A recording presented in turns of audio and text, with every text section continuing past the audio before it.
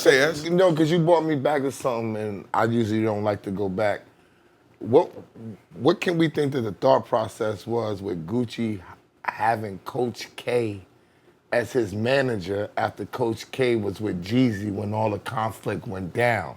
Like, what type of trust did Coach K instill in him to take over his business, to know everywhere where he was going to be going, knowing he was Jeezy man too? And like, you were in the same situation. I mean, it was like a regime change. You know, it's business. You know, Coach K is a businessman, you know, and I mean, the opportunity presented itself, and, you know, I don't think, you know, at that point, you know, I guess there was no loyalty, or however the situation ended with Coach and Jeezy. You know, it was like, hey, you know, this man wants my services, I'm gonna rock with him. You know, and there were a couple people that, you know, were like Twin, you know. Twin came from the Jeezy regime, and, you know, he's now over at QC. Coach, you know, like, so, yeah, there were a few people that, you know, kind of went to the other camp during that time. Right. Were there voices that you needed to quiet down because they didn't necessarily want to see the beef in? Still instigating, still putting extra grease on it? I mean, because you know how the entourages do it. I mean, you know, somebody lost their life, so you know, I can't say that everybody was. That's usually happy to see the point of no return. You know what I'm saying? That's like, usually the point of no return. So to see that being set as an example, like I hope all you, and I know you're listening, 24 to 35, y'all high. Y'all just as high as the 45 to 55 on this show. It's almost level, which makes this show uncanny. 24 to 55, level. That's an amazing range, yo. I know y'all hearing this, and keep that in mind. When you put yourself in a position to get away from the bullshit, you don't double down. You always keep that optimistic mind of making things better and setting an example, whether you like it or not. You are an example, whether he likes it or not. He's an example. There's gonna be another DJ that's gonna squash something because he's gonna remember what DJ Drama did. It's the blueprint. Just keep it in mind. This is where there is something as it being hot, and then there's being great. And those moments are what define your greatness. Keep that in mind. Drama. Math did a battle with Geechee Gotti, where he predicted how the feds are gonna be. I broke the whole thing down. You know, really attacking hip hop, and currently your town. This is 3 years ago. Is under attack from Thug to Gunna to, and they're trying to get everybody else. People are placing bets on who's gonna be next. Talking about Lil Baby, and we're not wishing that. These are the names they're coming after. Like, what is the hip hop scene dying down in Atlanta? Is it shifting, or they're crushing it? Like, it's definitely it's shifting. The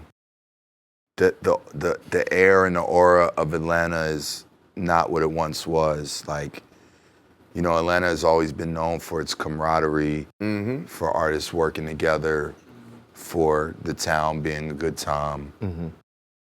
You know, in the last couple of years, there's been a lot of shootings and deaths and situations that have, you know, made it to where, me personally, I don't go out in Atlanta. Like you I go home, I go to the studio, I go to the gym, and that's it. Like, you know, the town feels, it almost feels like we're turning into what New York turned into in the early 2000s. Oh, 2000. Yeah, so, you know, and it's unfortunate because, you know, we were the city that always celebrated, and everybody worked around and bounced the studio and vibe together. And not to say that doesn't still exist, but you know, with the recent situations and indictments, and, you know, it's definitely put a cloud over, you know, our culture and you know, the hip hop scene in our city. Well, I gotta ask, because 21 sat in that chair, and me and MECC was going back and forth over competition, and he said Atlanta artists don't care who had the hottest verse. Is that true? They don't care who had the hottest verse? Yeah, like if there's a compilation joint or a joint with mad collabs on it, they don't necessarily care about who had the hottest verse. They care about the record being hot itself. Is that true? I mean, I could see that. You know, he's an artist, so respectfully, he could probably answer that better than I can because, you know, he's a rapper. I'm asking you because you've probably been in the studio. And I mean, I think hip hop is just a competitive sport in nature. Right. So I think when anybody wants to get on a record with anybody, like the goal is to, you know, have the hottest. I would hope.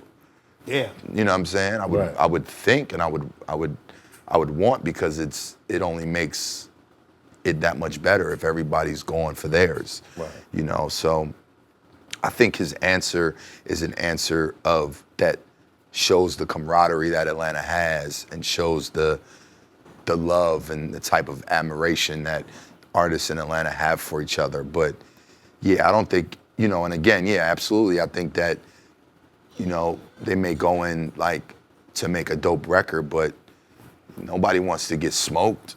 You know what I'm saying? For the record, we didn't agree. We didn't agree with him. We didn't believe that. We just didn't. We didn't believe. Yo, 21. No, 21 salute. Mad Salute love. to Had we 21. been Thinking on the We didn't spot, believe I that would have shit. brought up the fact that Luda and T.I. were going at each other over the hottest verse. On one record, on Stomp. And T.I. ran around the whole South trying to clean everybody out on some "I'm the best, I'm the king of the South." So but maybe 21. That's 21's vibe, and the people that 21 is around. He said maybe that's where he's living. He said we don't do that. But that's shit what I'm in saying. Atlanta. Maybe that's his vibe, and the people that he's around in Atlanta. Well, come and on who's outside. dealing with, and that's his shit. I mean, if I think about somebody, but that's what he's living. If I think about somebody like Baby, like Baby is out here fucking niggas up on records. Yeah, so like, thank you. Purposely. He's not taking that shit for leisure. Backseat to anybody. Yeah, like he's out here on his Wayne vibe. Like, I'm giving you niggas these bars. Like, it's hot for trapper turn smack rapper. Only smack rapper that you know is smack rappers.